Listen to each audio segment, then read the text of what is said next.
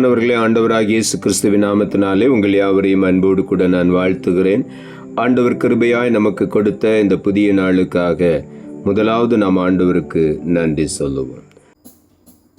உம்மை பின் சென்று ஊழியம் செய்து உம் பாதம் சேர்ந்திட வாஞ்சிக்கிறேன். உம்மை பின் சென்று ஊழியம் செய்து உம் பாதம் சேர்ந்திட வாஞ்சிக்கிறேன். தாரும் தேவா ஏழைக்கு மாறாத உம் கிருபை, கண்பாரும் என்றும் நானும் அடிமை. ஆனந்தமாய் இன்பக்கானான் ஏகிடுவேன், தூய பிதாவின் முகம் தரிசிப்பேன்.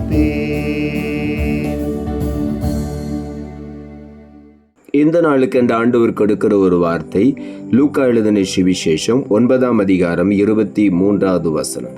லூக்கா 9:23.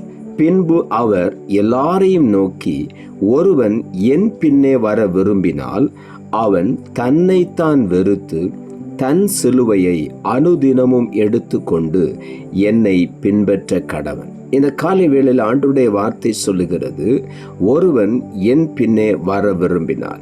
ஆண்டவராகிய இயேசு கிறிஸ்துவை பின்பற்ற, அவர் பின்னே நாம் தொடர்ந்து போக விரும்புவோம் என்று சொன்னால், ஆண்டவருடைய வார்த்தை சொல்லுகிறது, அவன் தன்னைத்தான் வெறுக்க வேண்டும். முதலாவது தன்னுடைய சுயத்தை முற்றிலுமாய் வெறுத்து, தன்னுடைய பாரங்கள் பாடுகள் எதுவாயிருந்தாலும் சிலுவையை அனுதினமும் எடுத்துக்கொண்டு என்னை பின்பற்ற கடவன் என்று ஆண்டவருடைய வார்த்தை சொல்லுகிறது. ஆகவே அனுதினமும் நம்முடைய பாரங்களை குறித்து கவலைப்படாதபடி, நம்முடைய பிரச்சனைகளை குறித்து கவலைப்படாதபடி, அது ஒரு பக்கம் இருந்தாலும் அந்த பாடுகளோடு கூட நம்மை வெறுத்து ஆண்டவரை உண்மையாய் பின்பற்றும் பொழுது நிச்சயமாகவே அவருடைய ஆசீர்வாதங்களை முழுமையுமாய் நாம் பெற்றுக்கொள்வோம்.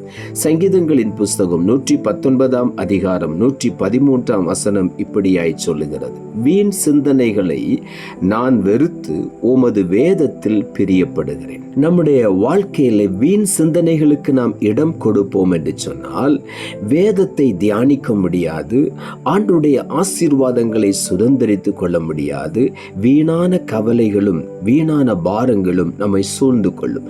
ஆகவே தான் தாவீது எழுதுகிறார், வீண் சிந்தனைகளை நான் முழுவதுமாய் வெறுத்து விடுகிறேன், முழுவதுமாய் வெறுத்துவிட்டு உமது வேதத்தில் நான் பிரியப்படுகிறேன் என்று எழுதுகிறார். இந்த காலை வேளையில நாமும் கூட வீணான சிந்தனைகளை, தேவையில்லாத சிந்தனைகளை நான் வெறுத்துவிட்டு அவருடைய வேதத்திலே நாம் பிரியமாயிருப்போம். லூக்கா எழுதின சுவிசேஷம் 14ஆம் அதிகாரம் 33ஆம் வசனம் சொல்லுகிறது, அப்படியே உங்களில் எவனாகிலும் தனக்கு உண்டானவைகளை எல்லாம் வெறுத்து விடாவிட்டால் அவன் எனக்கு சீஷனாய் இருக்க மாட்டான் என்று ஆண்டவராகிய இயேசு சொல்லுகிறார். உங்களில் எவனாகிலும் தனக்கு உண்டான எல்லாவற்றையும் வெறுத்து விடாவிட்டால் என்று எழுதப்பட்டிருக்கிறது. எல்லாவற்றையும் வெறுத்து விடாவிட்டால் அவன் எனக்கு சீஷனாய் இருக்க மாட்டான்.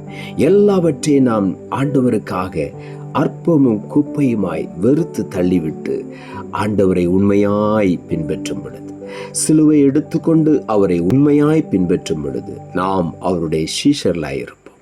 ஆகவே இந்த காலை வேளையில நாம் அவரை உண்மையாய் பின்பற்றுவோம். ரோமர் புஸ்தகம் 12ஆம் அதிகாரம் 9ஆம் வசனம் சொல்லுகிறது, உங்கள் அன்பு மாயமற்றதாய் இருப்பதாக தீமையை வெறுத்து நன்மையை பற்றி கொண்டிருங்கள். தீமையை வெறுத்து விடுங்கள் என்று வேதம் சொல்லுகிறது. ஆண்டவருடைய அன்பு மாயமற்றதாய் இருக்கிறது.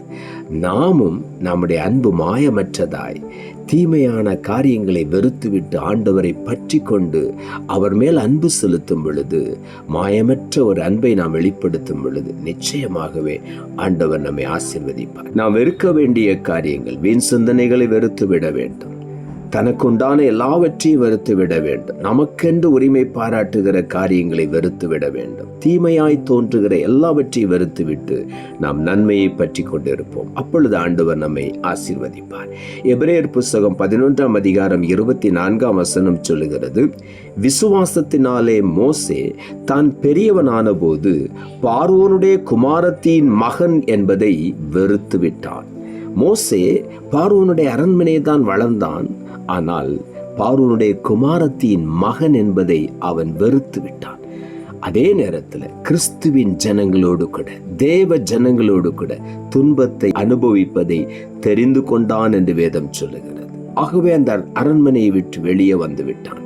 தேவ ஜனங்களோடு நான் துன்பத்தை அனுபவிப்பேன் என்று. இந்த காலை வேளையிலே நாமும் சில நேரங்களிலே நம் சூழ்நிலைகளையே பற்றி பிடித்து கொண்டு அதுவே நமக்கு வசதியா இருக்கிறது என்று ஒரே இடத்துல இல்லாதபடிக்கு நாம் எழும்பி ஆண்டவருக்காய் பிரகாசிக்க வேண்டும். மோசே எப்படி பார்வோனுடைய குமாரத்தின் மகன் என்பதை வெறுத்து விட்டானோ, அதே போல உலக இன்பங்கள் ஆசைகளை வெறுத்துவிட்டு சிலுவையை அனுதினம் எடுத்து ஆண்டவரை உண்மையாய் பின்பற்றும் பொழுது நம்மை ஆண்டவர் ஆசீர்வதிப்பார். யோவான் எழுதின சுவிசேஷம் 12ஆம் அதிகாரம் 26ஆம் வசனம் இப்படியாய் சொல்லுகிறது, ஒருவன் எனக்கு ஊழியம் செய்கிறவனானால் என்னை பின்பற்ற கடவன். நான் எங்கே இருக்கிறேனோ அங்கே என் ஊழியக்காரனும் இருப்பான். ஒருவன் எனக்கு ஊழியம் செய்தால் அவனை பிதாவானவர் கனம் பண்ணுவார். இந்த காலை வேளையிலே நாம் ஆண்டவருக்கு ஊழியம் செய்யும்படி அழைக்கப்படுகிறோம்.